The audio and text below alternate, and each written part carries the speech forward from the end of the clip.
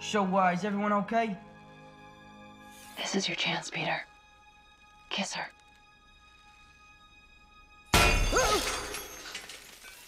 Thank you. Howdy hey fellow webheads, Ryu here, and today let's take a look at the new Avengers Campus exclusive Spider-Bots from the upcoming Lightnet California Adventures. These are based off of the Spider-Bots from the new Web Slingers, a Spider-Man Adventure Dark Ride that's coming to DCA, and are described by Disney with the following: every superhero needs a friendly sidekick to protect their neighborhood. These Spider-Bots put you in control of the action to battle opponents with programmed combat and defensive abilities. They can crawl backward and forward, crouch, spin 360, stare down with laser eyes, attack opponent Spider-Bots, and even blast off their shields.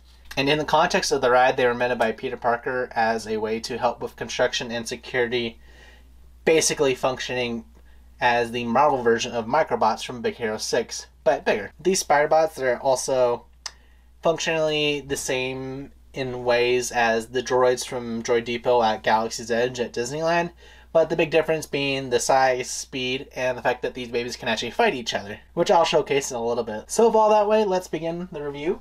To start off with, you get 2 pieces with purchase of this for $80.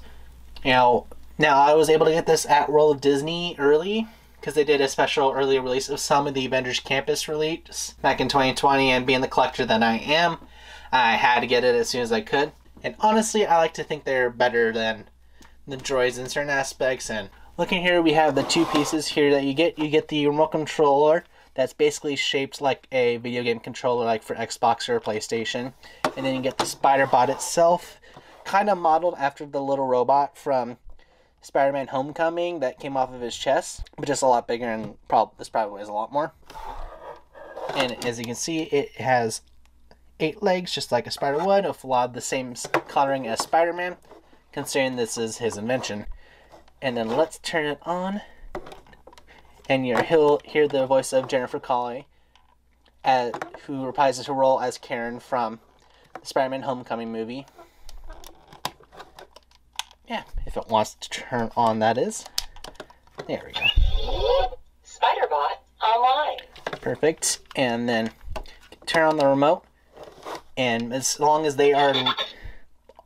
all the lights on the remote are working, that means it's linked up to your Spider-Bot. And with this remote, you can control it having going forwards, backwards, side to side. They vary like centimeter short crouch. You can also project a shield for when you're in battle, and you see it has like a little web logo that it projects on the whatever surface that you're on. And then you got your basic blast that you can use for the attacks, and then you get 3 missiles, which are represented by the lights up here to basically be like an ultimate attack or finishing move in a video game. So you get 3 of them, and it does a lot of damage. And these lights in the middle here represent your lives. I believe you get 10 or 5. I've heard conflicting reports. And each life you lose, the light will turn out, so that way you know how much lives you have. Once it hits 0, your Spider-Bot will explode, quote unquote, with the fact that the top will pop off of it, and it'll turn itself off. And also, if you just leave it by itself for 5 minutes, it'll turn itself off to save battery, which is really good. The final button right here is the Self-Destruct Button, probably invented by Dr. Doofenshmirtz, as a potential nod to that Phineas and Ferb crossover that they did back when Disney first acquired Marvel, which is very fun if you're a Marvel fan, and definitely recommend watching if you go on Disney+. And then let's show that off right here. You hold down the button. Self-destruct in 3, 2, 1. And then poof, which is the same way that when you're defeated in battle, that's the same way the top comes off. And to get the droid back online, you have to turn it on off again using the power switch here. So you just switch it off and then on, snap it back in, and it turns back on. Online. And then also a small little tip too, you do have to turn your controller on when the Spider-Bot just turns on, within like a few seconds or so. So that way it stays in sync, otherwise you have to turn both of them off and on again within the same few seconds. And so yeah, let's move on to what they look like in battle. So here we have two Spirebots in a simulated version of a Spirebot battle that you might encounter if you run into somebody else in the Avengers campus with a Spirebot. They are supposedly going to have a little area where you can battle next to the web supplier store, which is near the Spider-Man ride, but which will remain to be seen about when that opens. But for right now, for this demonstration, I'll show you the battle tactics. So we have the controllers here for each of the Spirebots corresponding to each of the sides here. So it takes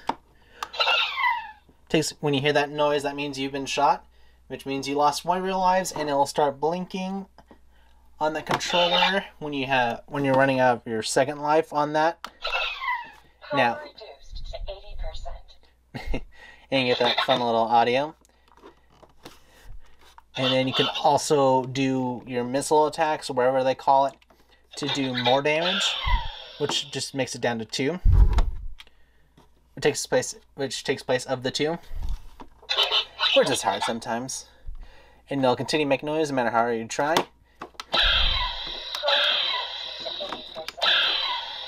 And then when your health gets low, you can throw out the shield. And then it'll block against basic attacks, but not the big missile attacks, or whatever they're called. Power reduced to 20%. And you'll get that little notification. And then end of the fight. And that's the basic Spirebot battle. Minus the whatever spin you can do with it, whatever attachments you'll add to the bot whenever those customizations come out. But yeah, here's the Spirebot for you. Now let's go on to the final details, pricing, and all that stuff. So yeah, looking at these, you might think that these are a little cheap, or they might look cheap and plastic looking, which they are plastic looking, especially for the legs. But they actually have some good weight to them. I'd say they weigh about a good amount of pounds. And for 80 bucks, you are getting, it is a little, given that 80 bucks is a little bit pricey, but honestly, it's worth it to have a cool, unique item that you can't really get anywhere else except for the theme parks, which is pretty cool. Not to mention that you'll have fun battling people whenever they have the Spirebots and whenever Avengers Campus opens. And not to mention that there'll be cool customizations eventually when the Avengers Campus opens, inspired by different heroes like Iron Man, Ant-Man, Wasp, Black Widow, Black Panther, and so on. And they'll somehow enhance the abilities, like shielding or attacks, I guess. This remains to be seen, and also remains to be seen about how that's going to work, considering you might have to replace like the whole legs somehow, and definitely replace the top and the fronts for certain designs. But all in all, for 80 bucks, I'd say you're getting your money's worth as long as you enjoy playing with remote control stuff and you enjoy just having a fun, unique thing. And if you're a Marvel fan, you're probably going to love it. And once you go on the ride, you'll have a lot bigger appreciation for it, because they'll dive into the backstory of the Spider-Bot a lot more. And that'll be the main target on the ride. They get to thwip all over, which is going to be really fun whenever that opens, hopefully before summer, but who knows at this point. All in all, I'd say definitely get it if you are a Marvel fan, if you enjoy remote control stuff like cars and trains and that stuff. This is a cool, unique thing. I don't think there's many little robotic spider things available at the market these days. Granted, I'm not versed in that world, but yeah, whenever Avengers Campus opens or they restock these at World Disney, I'd say give it a shot. So until next time, guys, hope you enjoyed this first attempt at a review. Make sure to do all the YouTube stuff, like, comment, subscribe, all that jazz. And until next time, I'll see you all real soon.